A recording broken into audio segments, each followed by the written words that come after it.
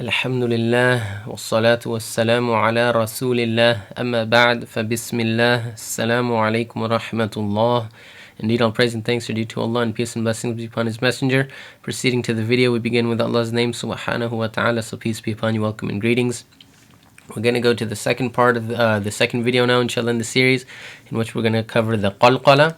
So the Qalqala is, it consists of 5 letters, and if any of those 5 letters has a Sukun on it, or if you decide to pause on any of these letters, meaning that it has something on it but you're pausing, so you're going to read it with Sukun, then the noise will be bounced. And these 5 letters are Ba, Jim, Dal, Ta, and Qaf. So instead of bringing out some long-winded explanation, let's just try to go into examples and see what this means, inshallah. So we're going to start off with a few examples, and the color that you might normally see is red, so we're going to do that.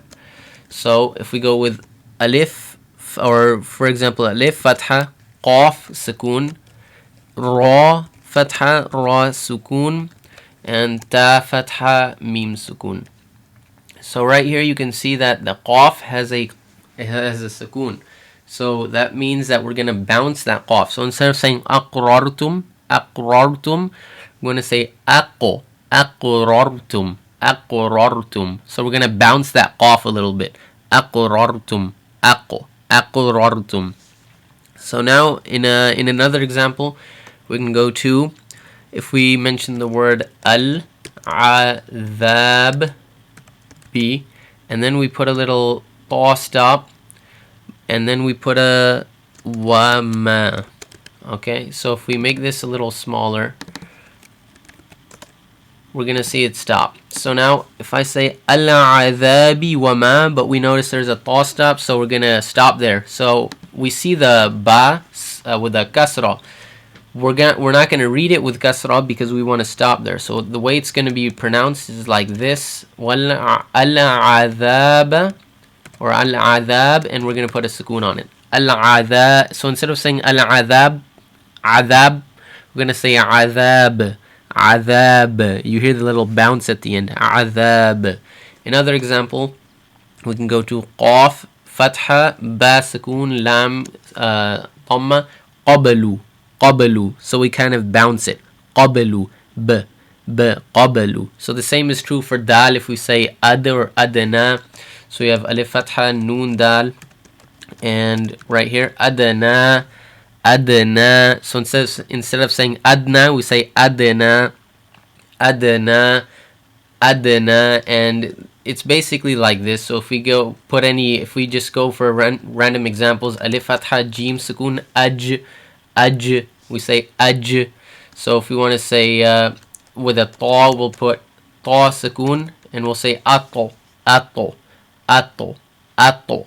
So the difference between alif with a ta sukun and ta sukun, if we say ta sukun, we're not going to bounce this. We're just going to say at, at, at.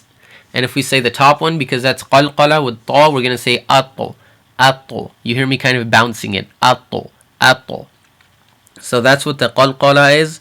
And again, when you see it on a color-coded Tajweed mushaf, depends on which one you're using, but from the ones I've seen, you'll pretty much see this one, the color red. That's why I decided to use red. So we're going to stop off at the qalqala. Actually, before we stop off, there's one more exception to the qalqala, is that if you stop at a place in your recitation where there's a shadda on a letter, so if you remember, if we say the word haqqa, right, with a shadda, and we have a little ta stop, and then whatever word next, right, we're going to make that little stopper sign. So if we stop at the word haqq, you have to remember that the shadda means that the letter comes twice. So this is what you're really seeing. So when we remember that this is what we're seeing, we're gonna, instead of saying haqq, right, so at the end we see this little qaf with a fatha, we're gonna replace that with a sukun as well. So now you have 2 of the letters with a 2 letters with the qalqala that are with a sukun. So you're going to make sure that you do a double qalqala. So basically, if you're going to stop here, you're not going to say haqq, haqq, haqq. That's normal qalqala. Super exaggerated qalqala, which is what we want to do, is haqq, haqq. And in Suratul Masad, which I'm sure many of us know, Tabbat yada abi lahabin wa tab. So if you check that, if you check the ayat, Surah Masad, ayat number 1, you're going to see that at the end of the ayat, there's a shadda on the ba. So that means that you're going to double it. And then if we say it, أعوذ بالله من الشيطان الرجيم تبت يدا أبي لهب وتب, double that one, ما أغنى عنه ماله وما كسب. So tab, double because there's a shadda, and then in the second ayat there's not a shadda, there's only the fatha on the kasab. So we're gonna stop there, and if we stop there we're gonna just bounce it normally, kasab. So you hear the difference on a double qalqala and a single qalqala.